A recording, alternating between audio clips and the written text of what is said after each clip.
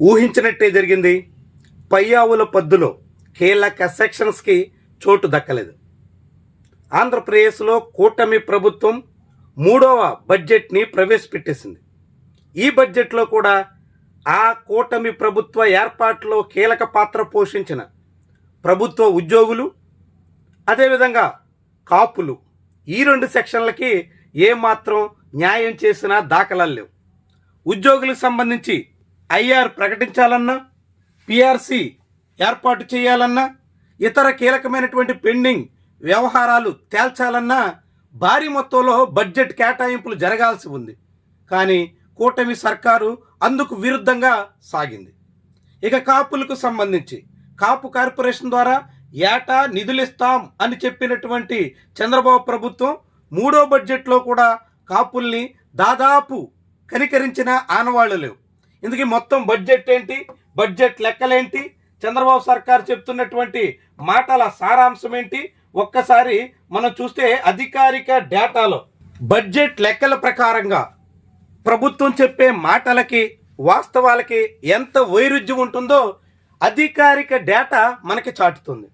ఈ ప్రభుత్వం central government నుంచి ట్యాక్స్ 2024-25లో 52,000 కోట్ల రూపాయలు వచ్చింది. కాబట్టి 2025-26లో అంటే ప్రస్తుతం నడుస్తున్న ఆర్థిక సంవత్సరంలో అది 57,566 కోట్ల రూపాయలు వస్తాయని ఆశించింది. అంటే 5,000 కోట్లు అదనంగా సెంట్రల్ గవర్నమెంట్ నుంచి ట్యాక్సుల రూపంలో పన్నుల వాటా వస్తుంది అని భావించింది. కానీ తీరా ఇప్పటి లెక్క ఏంటంటే అది 56,741 కోట్లు మాత్రమే. అంటే మొదటి అంచనాకి ఇప్పుడు అంచనాకి 1,000 కోట్లు సెంట్రల్ గవర్నమెంట్ నుంచి లెక్క తగ్గిపోయింది. ఇప్పుడు వచ్చే ఆర్థిక సంవత్సరంలో ఆ లెక్క 64,000 కోట్లు వేశారు. 57,000 కోట్లు వేస్తేనే 56,000 కోట్లు వచ్చింది. ఇక 64,000 కోట్లు వేస్తే ఎంత వస్తుందో మనకి అర్థం చేసుకోవచ్చు. ఇక దాంతోపాటు ట్యాక్స్ రెవెన్యూ రాష్ట్రంలో సొంత ఆదాయం ట్యాక్స్ ద్వారా 1,09,006 కోట్ల రూపాయలు వస్తుందని అంచనా వేస్తే ఇప్పుడు 98,000 కోట్లు కూడా దాటడం లేదు. అంటే దాదాపుగా 11,000 కోట్ల రూపాయల ఆదాయం రాష్ట్ర ప్రభుత్వ పన్నుల వాటాలో తగ్గిపోతుంది. ఇదే బడ్జెట్లో ప్రభుత్వం గత ఏడాది చెప్పిన లెక్కలకి ఇప్పుడు రివైజ్డ్ అంచనాలకి 11,000 కోట్లు తేడా ఉంది. 1,000 కోట్లు తేడా ఉంది, 1,500 కోట్లు తేడా ఉందంటే ఎక్కడైనా అర్థం చేసుకోవచ్చు. రాష్ట్ర ప్రభుత్వం చెప్పినటువంటి లెక్కల్లోనే 1,09,006 కోట్లు వస్తాయి అని లెక్కలేస్తే 98,025 కోట్లు మాత్రమే వచ్చేలా కనిపిస్తుంది. 1,09,000 కోట్లు వేస్తేనే అంచనాకి 11,000 కోట్ల దూరంలో ఉండిపోతే ఇప్పుడు వచ్చే ఏడాది ఏకంగా 1,25,000 కోట్లు వస్తాయని అంచనా వేస్తుంది.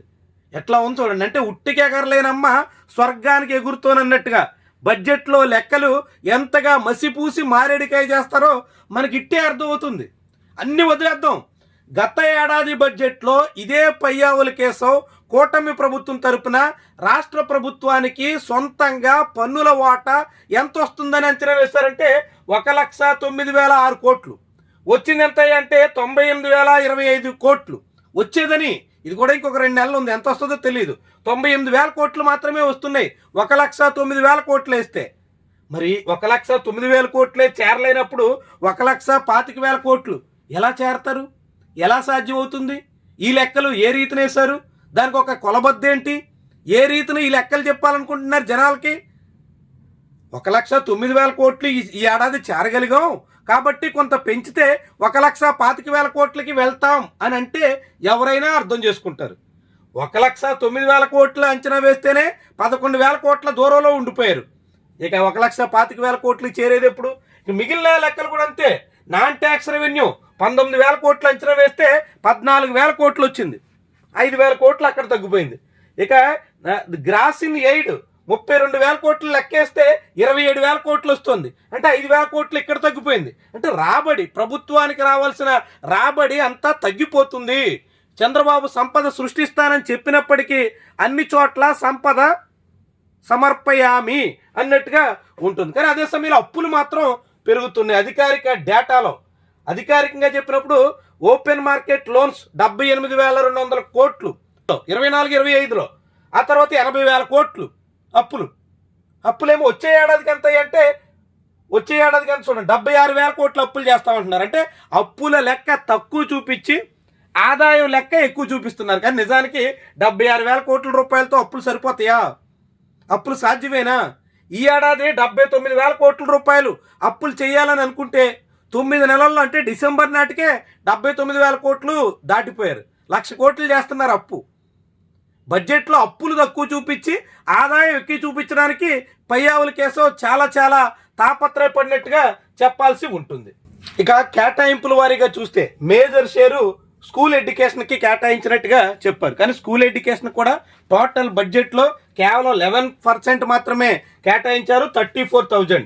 దాని తర్వాత బీసీ వెల్ఫేర్కి 23,650 కోట్లు కేటాయించినట్టుగా చెప్పుకొస్తున్నారు. పంచాయతీరాజ్ అండ్ రూరల్ డెవలప్మెంట్కి గత ఏడాది కన్నా కేటాయింపులు పెంచారు.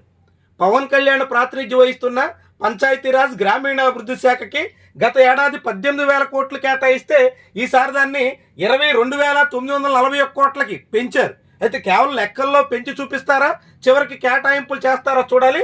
కానీ కేటాయింపుల లెక్క అయితే మాత్రం పెరిగింది. హెల్త్కి 19,306 కోట్లు, గత ఏడాది కన్నా పెద్ద ఏం పెరగల.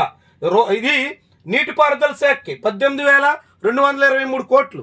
ఇందులో కూడా లాస్ట్ ఇయర్తో పోలిస్తే ఏమీ పెరుగుదల లేదు. తర్వాత మున్సిపల్ అండ్ అడ్మినిస్ట్రేషన్ 14,538 కోట్లు, గత ఏడాదితో పోలిస్తే కేవలం 600 కోట్లు మాత్రమే పెంచారు. ఇక ఎనర్జీకి 13,934 కోట్లు, గత ఏడాది మాదిరిగానే ఉంచాయి. ఇక అగ్రికల్చర్కి 11,745 కోట్లు. పెద్దగా లాస్ట్ ఇయర్తో పోలిస్తే ఈ రంగాలకు కూడా పెద్దగా పెరుగుదల అయితే కనిపించిన దాఖలాలు అయితే లేవు. ఇక ఆసక్తికరమైనటువంటి విషయం ఏంటంటే బడ్జెట్లో కేటాయింపులకి అస్సలు ఖర్చుకి ఎంత వ్యత్యాసం ఉంటుందో ఈ లెక్క మనకి చాటుతుంది. ఉదాహరణకి అగ్రికల్చర్ అండ్ అలైడ్ సర్వీసెస్కి మొన్నటి బడ్జెట్లో 13,081 కోట్ల రూపాయలు ఖర్చు చేసినట్టుగా చెప్తున్నారు. వచ్చే ఏడాది దీన్ని 14,303 కోట్లకి పెంచుతున్నారు. ఇక రూరల్ డెవలప్మెంట్ దానికి సంబంధించి పంచాయతీరాజ్ రూరల్ డెవలప్మెంట్ డిపార్ట్మెంట్ సంబంధించి 15,244 కోట్ల రూపాయలు మాత్రమే ఈ బడ్జెట్లో ఖర్చు చేస్తుంటే వచ్చే ఏడాది దాన్ని 21,624 కోట్లకు పెంచారు.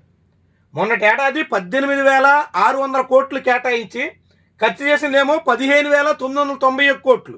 అంటే ఇక్కడే దాదాపు 2,500 కోట్లు ఖర్చు చేయాల. లెక్క బడ్జెట్లో చెప్పిన లెక్కకి వాస్తవ ఖర్చుకి చూస్తే చాలా తేడా ఉంది. 2,000 కోట్లు పైబడే వ్యత్యాసం ఉంది. మరి ఇప్పుడు 21,000 కోట్లకి 4,000 కోట్లు అదనంగా కేటాయిస్తున్నట్టు ప్రకటించారు. మరి దీంట్లో ఎంత ఖర్చు చేస్తారో చూద్దాం. మిగిలిన కూడా ఇరిగేషన్ కూడా అంతే. ఇరిగేషన్కి 14,751 కోట్లు, ఈసారి దాన్ని 18,223 కోట్లు అని చెప్తున్నారు. ఈ 14,751 కోట్లు కూడా 18,000 కోట్లు కేటాయిస్తున్నట్టు ప్రకటించినప్పుడే అప్పుడు కూడా 17,700 కోట్లు కేటాయిస్తున్నట్టు చెప్తే 14,700 కోట్లు మాత్రం ఖర్చు చేశారు. 3,000 కోట్లు ఖర్చు చేయలా.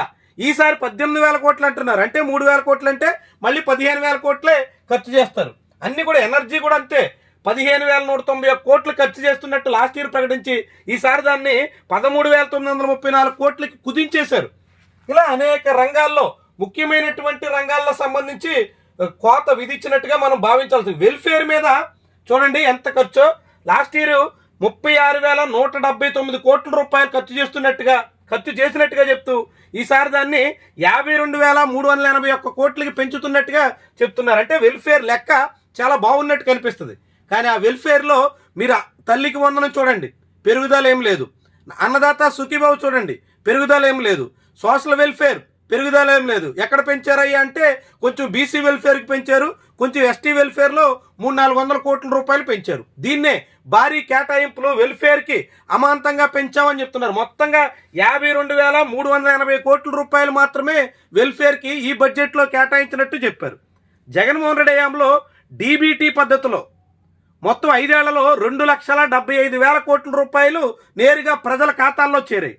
ఇప్పుడు ఈ ప్రభుత్వం చెప్తున్నట్టుగా 52,000 కోట్ల రూపాయలు ఖర్చు చేసినప్పటికీ 5 ఏళ్ళు లెక్క చూసిన మొత్తం వెల్ఫేర్కి, అది social welfare, BC welfare, ST welfare, అన్ని ఈడబ్ల్యూఎస్ వెల్ఫేర్ అన్నీ కలిపిన మొత్తం 2.5 లక్షల కోట్లు కూడా కావట్లేదు. అంటే జగన్మోహన్ రెడ్డి డీబీటీ పద్ధతిలో ఇచ్చినటువంటి మొత్తం కన్నా చంద్రబాబు నాయుడు మొత్తం వెల్ఫేర్కి పెట్టే ఖర్చు చాలా చాలా తక్కువ అని అధికారిక డేటా మనకి చాటుతోంది.